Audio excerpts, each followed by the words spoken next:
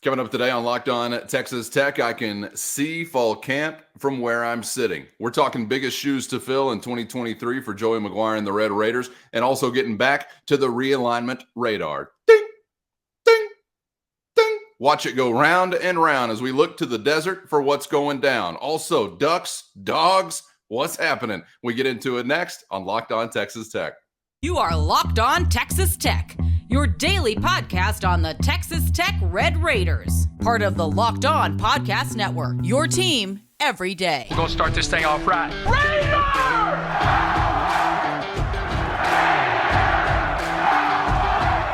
Everything runs through Lubbock.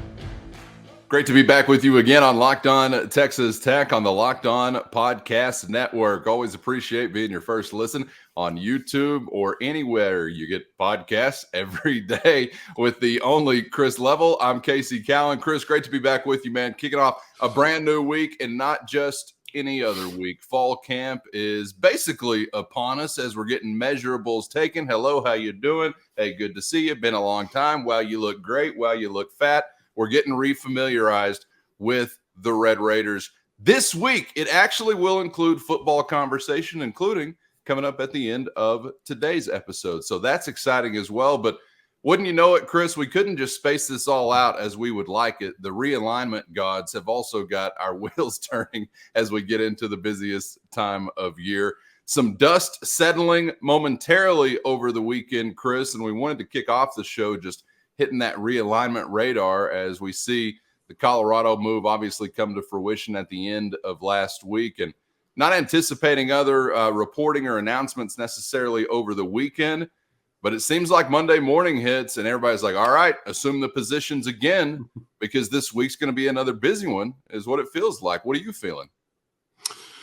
Yeah, well, to quote Joey McGuire, what's next? And I think that's what we knew that once Colorado or somebody in the Pac-12 made a decision, we knew that there would be a what's next component. We just weren't sure what the first domino to fall. Okay, well, now we've gotten Colorado has effectively joined the Big 12, and now it's all about what's next, and that involves I think the Pac-12. It involves those group of five schools that keep getting written about and mentioned. So here's what I would say, and much like I had, in the conversation whenever Texas Tech was trying to figure out who their men's basketball coach was going to be, I think I maintained Grant McCasland would be a part of that conversation until he was not, until he said no, until he signed a new deal at North Texas or take another job or something, right? And it turns out he's still a part of that conversation because he's the one that got the job. This is the way that I would phrase the University of Arizona with these conversations here. They get the first right of refusal. And I think they're the one that's been as closely linked as Colorado. Okay. I think that I don't think they have been near as engaged as Colorado has been throughout the process, but there has been some back and forth, and I think mutual interest. I think what Arizona is now tasked with is, okay, it's one thing if Colorado leaves the Pac-12 for the Big 12 because they were a previous member. They, they don't have any long-standing relationships. They also don't have like an in-state institution to concern themselves with politically or whatever. Right. Because Arizona knows if they push this button, then it's really not that it sinks the ship, but it really puts the Pac-12 in a bind. And do they want that? Can they worry about that if you're them? I don't know. But there's a lot that factors into this decision. But they are the one to watch. And I think they are who Brett Yormark is going to wait on. I mean, period. I think that the concern, and you're going to read a lot about this in the coming days, and there's been things written, but I hear the same. But I think the concern about the Oregon and the Washington duo, which by all accounts, those are the biggest brands left in the Pac-12. I don't think that you think that Colorado or Arizona is a bigger brand or maybe does more for you than the other two. Yeah. But when you start talking about mutual interest and you start talking about geography and you start talking about some, I don't know, like-mindedness or whatever, I think that it's easy to see the fit. And we can get into the basketball component with Arizona and all that stuff. The problem with Oregon and Washington is this. I think everybody in the space realizes that unless you can lock them up long term, they are simply going to hold a spot for a period of years before they eventually go to the Big Ten. And I don't think that they are willing to sign away their granted rights for the next 10 years or whatever it may be. Because you don't even have a media rights deal that would last much longer than that. You've basically, will enter into this new 5-year agreement. I think it's 5 years. And there may be an option year. It turns it into 6, but it's I don't know. It's not 10 years. It's shorter term than that. And I think that's the concern. Do we look? I would love the Oregon and Washington option. I think it would be awesome. But I do understand the argument or the conversation about what if you use them to kind of help, I don't know, get more money or build you up, but then they leave again. Does that make a lot of sense? Or if you can already kind of envision that happening, are you better off adding schools and brands that you simply know you will absolutely grow old with, like the Four Corner schools? Yeah. And so I think that you're going to see this a lot. And I think this is Brett Yormark and the Big 12s. Keep in mind, those can be different, but I think they're the same in this case. Brett Yormark, who he's listening to and taking orders from, I think their preference would be to add the 2 Arizona schools and then Utah and then kind of, I think, walk off into the sunset a bit. But I don't know, timing wise, that may take a while to play out. It's the Arizona University of that's going to get the choice to make it fairly quickly. And how long will Brett Yormark wait? Can they legitimately go, hey, we're cool playing at 13 for a year? And how quickly does Arizona, how long do they wait on this Pac-12 media rights deal that may or may not ever come before they go, okay, we've waited long enough. We just simply have got to make a decision. So there's just a lot of, but I think that to answer your question, that's why I don't think Oregon and Washington will ultimately skip ahead. If you can't get them to commit it long-term, and I think everybody knows, and I can't blame them, they would be waiting on that invite to the Big Ten, which doesn't appear imminent. But I do think that the way it all sets up, I do think this is an eventuality. I just don't think it is that right now. But I do think that in time it's something that can be phased in. So that's kind of where you're at. Well, it's kind of funny, Chris, that all of this from, say, a certain beginning point, for our perspective's sake, it's kind of that Texas-Oklahoma launch. From the Pac-12's perspective, they may tie it to USC-UCLA's launch, or, like I said last week, maybe you tie it back even further to mistakes you made a decade ago when you first expanded. But there's always a feeling, I think, at least I've had it, of it's just an eventuality as to what will play out. And it really is like stages of grief. Like these universities, especially if they've never been through it before, like they've cut no sentimentality from their college sports life. And then all of a sudden, boom, you lose Nebraska, Missouri, Aggies, and Colorado. And you're like, okay, wait, that was different. That's not what I expected.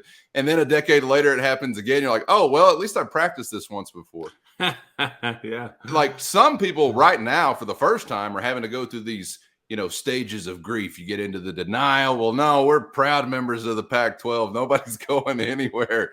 Truck stop conference and all that. And then all of a sudden, well, one did go somewhere, and you're looking around thinking, all right, well, that little Dutch boy's finger is no longer in the hole in the dam. So we got a little water coming through right here. Is San Diego State's finger big enough, or should I bail as well? So, like, the eventuality part of it is frustrating as a fan because I think that's a very real thing. So you can already kind of identify some of the conclusions, but man, sometimes it can be just painful to get to those conclusions. Think about how long we were talking about these things in general, and then how long it took to actually see one maneuver made, that being the Colorado Buffaloes. It certainly is a process, even though the conclusion does seem kind of like a foregone conclusion, I guess, at sometimes. Yeah, and I think you really nailed it when you talked about the stages of grief, or the arrogance. However, it's somewhere Denial. in between that. Yeah, Yep. Denial. I think that most people would tell you that have been involved with the Pac-12, they really have a hard time agreeing on something or being on the same page. And I think that is kind of what's led to some of this. And I think that's also what, in some ways, is kind of what has led to Kliavkov kind of being semi-stuck. Now, he's responsible for some of the things that he said and the inaction maybe, but I do think that a lot of that leadership and a lot of that inability to agree and decide what's best as a whole has really put him and just that league in a bind. And I think you'll hear that, like, the Cals and the Stanfords have a lot to do with that, which I don't know where they go. I think they're, in some ways, they're much like Oregon State and Washington State. Now, maybe then in other ways, dramatically different.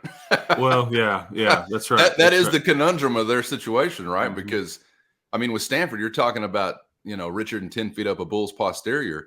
One of the most historic of historics.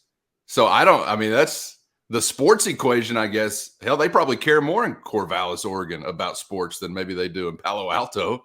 It's such a weird dynamic because, Stanford could call their shot. If they said, hey, we want to go anywhere, somebody would be like, all right, yeah, we're probably going to find a seat at the table for you. But that's so wild. I'm wondering, like, that next level of rumor, because we're going to have, the rumors are going to be flying this week. There's no question about that. That's about the only guarantee I think we can give you.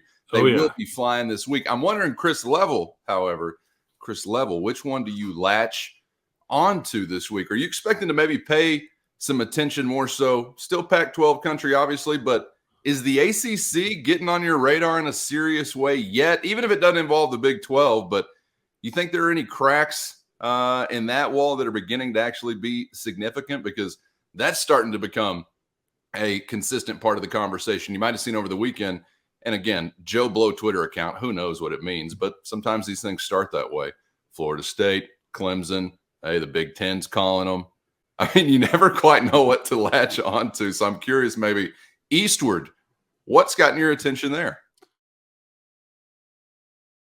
First, today's episode brought to you by eBay Motors. And if you want a championship team, you need championship parts that fit together just right. And it's no different with your vehicle. Every part's got to fit exactly right. And that's where eBay Motors comes in. With eBay's guaranteed fit, you can be sure every part you need fits exactly right the first time, every time. Just head on over to ebaymotors.com, add your ride info to the My Garage portal, and look for the green check to know the part is going to be an exact fit or you're getting your money back. No risk. In sports, life, or anything in between, confidence is going to be the name of the game, and that's exactly what you're going to have when you shop on eBay Motors. And with over 122 million parts to choose from, and with the right parts guaranteed, you're going to be back in the game and on the road in no time. So get the right parts, the right fit, and at the right prices on ebaymotors.com now. Let's ride. eBay guaranteed fit, only available to U.S. customers. Eligible items only. Exclusions do apply.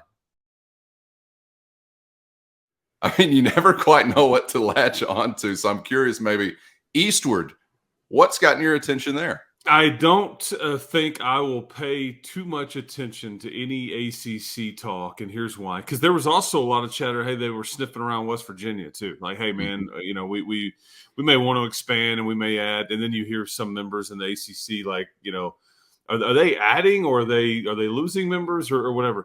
The problem that they've got is that they have a long TV deals still in place, and I think their rights have been granted by these institutions, which by all accounts, if Texas and Oklahoma can't get out of this agreement, I don't know why anybody would think that, because I mean there's articles that have been written on how ironclad these agreements are, and that no lawyer will even dare test it.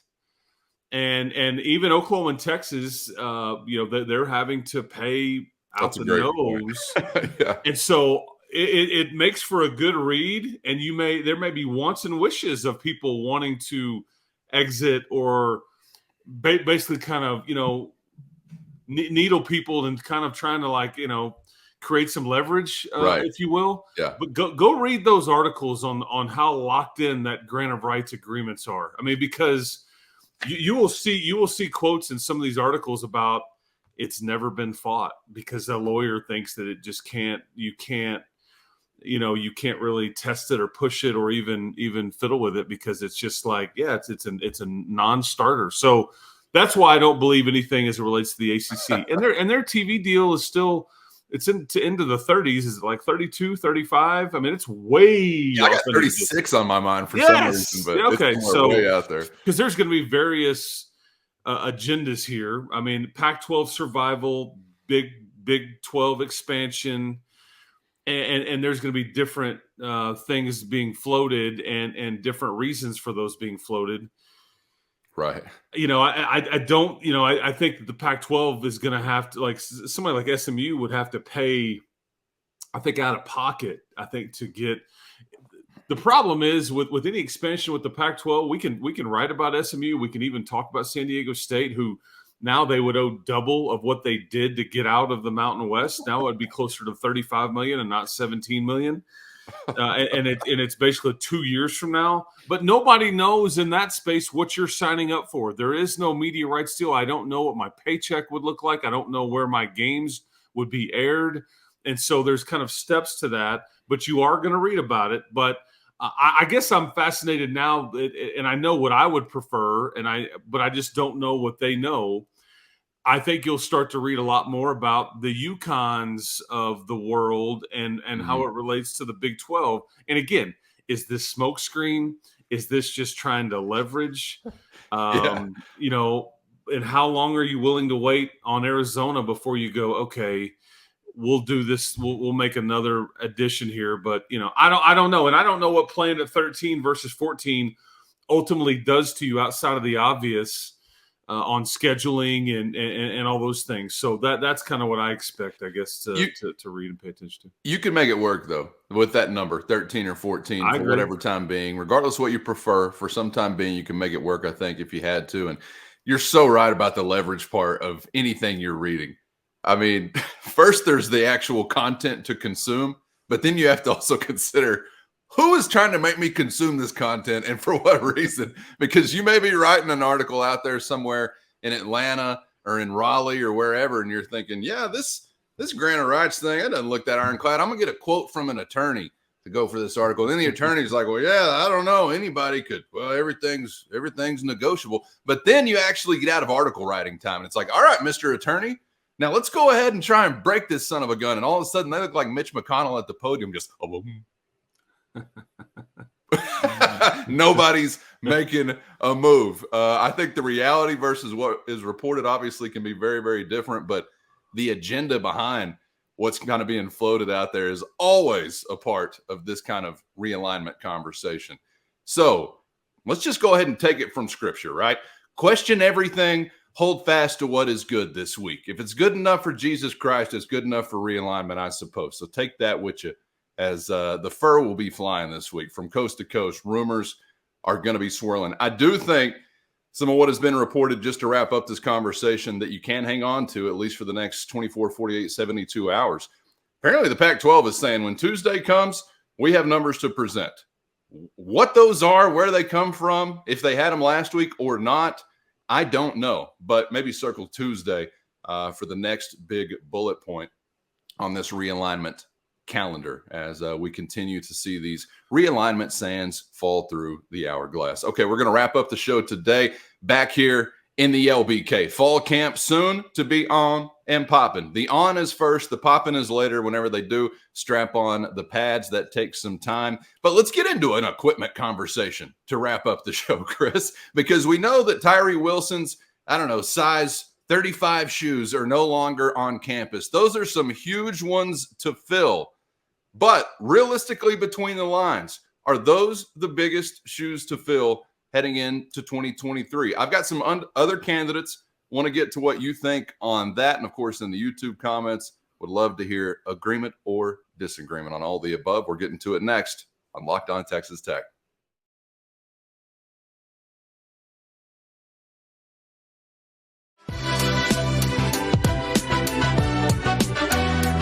Glad to have you along for the ride on Locked On Texas Tech on the Locked On Podcast Network. Your team every day.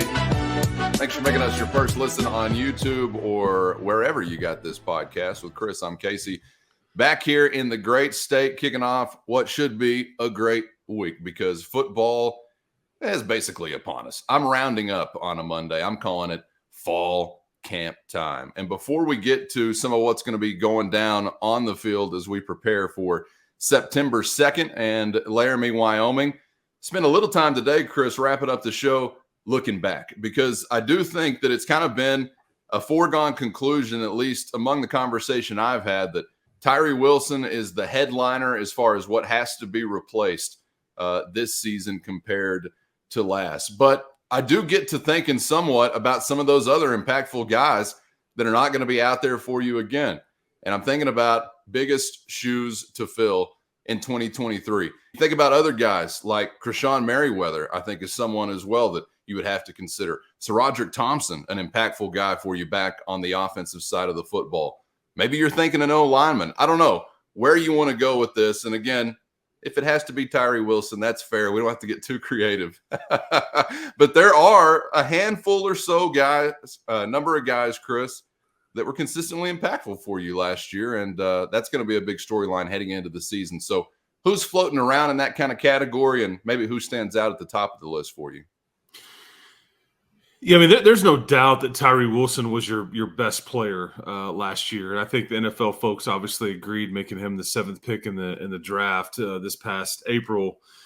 And so, I get that he's probably a no-brainer answer. Although it is worth mentioning that you did win the games that he missed last year at the tail end of the season. You went 3-0. You beat Iowa State, you beat Oklahoma, and you beat Ole Miss, and Tyree Wilson was not available and played, and he got hurt in that Kansas game, which you eventually won. But that was your 4-game winning streak. That's not an indictment on Tyree Wilson, but I just want to point that out. That's interesting. Yeah.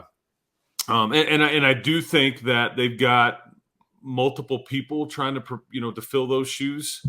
The Steve Lintons and the Miles Coles, and I think the Harvey Dysons, and you've got a variety of different people, the Isaac Smiths, whatever, that you can feel like you can throw some, And those are some big boys, man. They absolutely are. Some of those guys look like they got multiple people in them, like 4 kids stacked in a trench coat. I mean, I would not. I think SaRodorick Thompson is a sneaky answer just because of what he does score in the end zone.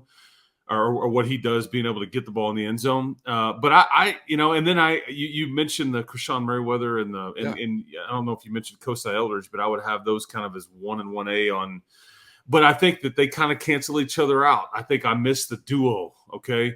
But I where my thoughts are on this. I think this was an easy answer for me. What's the concern and the question for this year's team? And it feels weird. And I've said it on every radio interview I've done.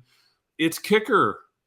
And it's just because I knew what I was getting from Trey Wolf. I think that you don't really know what you're getting with Gino Garcia. Gino Garcia, the year before he came here in 20 or 21, whatever that last season he was, I think at Houston Baptist, he was 9 of 10. That includes, I think, a 48-yarder and a 59-yarder. Okay, so he's, but this is different. Okay. And I think that you talk about winning close games last year, and that's why you won 8 and there's a lot of momentum and all that. Trey Wolf was responsible for a lot of that because he made the makeables, he like the ones you were supposed to get it was a guaranteed 3. And then think about the end of that Texas game when he hits what he thinks is the game winner, Right. and then it's like there were so many timely, crucial kicks that if he doesn't make it, you're hosed. And I just think about winning close games, and he was 21 of 25. And I think that, the only 2 misses were in that 40 to 49 yard range, but he was 2 for 2 over 50. He made all the ones he was supposed to. And I think it's a bit of an unknown with Gino Garcia. I think they feel comfortable with it, but you just don't know what you're going to get until the pressure is out there and you got a full house and, you're about to set off pyro or have everybody go, oh. There's the guy with the lighter over there staring at Gino Garcia. Yeah, ready to light the fuse, buddy. Ready to hit the button, or it's going to be this universal groan, 1 or 2, and there's no middle ground. So no, I think that is what I would say to you. I don't place Trey Wolf ahead of Tyree Wilson. Sure, but if Tyree Wilson is the obvious, I think Trey Wolf is the next obvious in my opinion. You just think about a list of impactful guys, and there's more than a couple good options. There's only one Tyree Wilson, and there's only one guy that was hitting walk-off winners. I mean, that's Wilson and that's Wolf, but you do have to think about Merriweather and Eldridge, SaRodorick Thompson, Muddy Waters, other guys that have been really good football players for you for a consistent period of time. I just go back to, like some of those Cliff Kingsbury years. Maybe you lost 5, 6, or 7 games, whatever they were, but the point total combined could be like 13 for the season that differentiated you from being a loser to being a winner.